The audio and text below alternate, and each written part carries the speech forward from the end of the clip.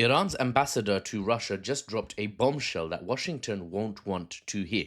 In a recent interview with Russian media, Iranian ambassador Kazem Jalali declared Iran's nuclear rights, quote, non-negotiable. And here's why that matters more than you think. After facing devastating Israeli and then American airstrikes on Iranian nuclear facilities that killed over 1,000 civilians, by the way, because of the spillover, because of Israeli airstrikes indiscriminately targeting at some point, including casualties that are top scientists and commanders, civilian scientists, mind you, Iran isn't backing down, they're doubling down. The exact opposite of what Israel wanted, but that's what happens when you start a war, fail every single one of your war goals that you set for yourself, then accept after just 12 days a ceasefire. You're not in a position to impose your will on the defender at that point.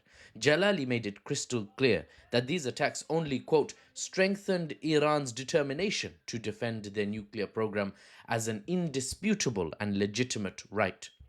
This isn't just diplomatic posturing. It's the voice of a nation and its government that survived nearly 5 decades, nearly 50 years, outside of Western influence, facing constant hostility engineered by America and its regional allies in the Middle East. Iran has learned from experience that every peace deal is every negotiation, every peace deal is another potential trap. They watched, for example, the 2015 nuclear agreement that they signed under Obama, the JCPOA, the Joint Comprehensive Plan of Action, get torn to shreds by Trump unilaterally, despite Iran's full compliance. And then America simply reimposed the sanctions. That's just how the cookie crumbles, I suppose.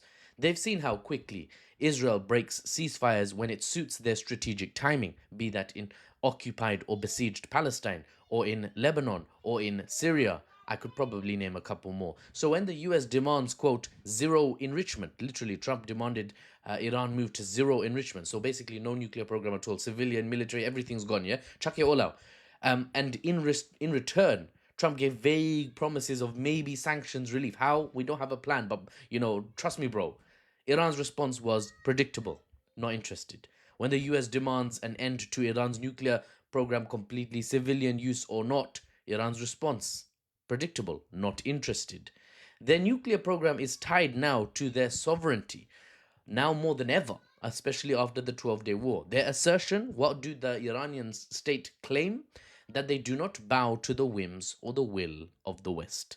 Iran's technological progress in this domain specifically is widely considered its insurance against future betrayals.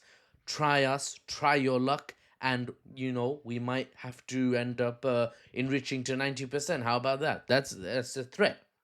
Because, fun fact, officially at this moment in time, at the time of this recording, Iran does not have a nuclear weapons program. They declare not interested in building a nuclear weapon, but that could change, of course. Because you see, in the game of geopolitics, it's only the weak that rely on morality and trust.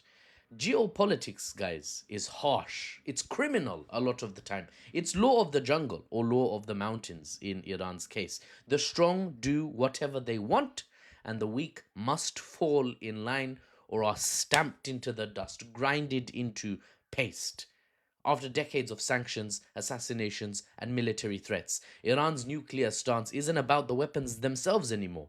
It's about asserting its defiance. They will not bow to the West. And Iranians, they speak Farsi, they speak English.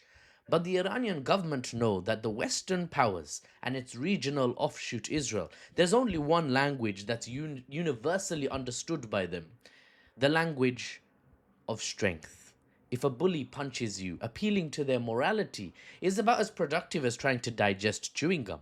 If a bully punches you and you punch back hard enough, all of a sudden they'll completely understand what you're saying. For better or worse, this is the truth Iran has reconfirmed after the 12-day war. Strength is the language understood.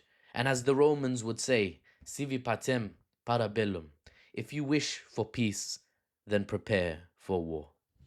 For the unbiased news and analysis without the Western spin, I'm Mahfouz, and I'll see you on the next one.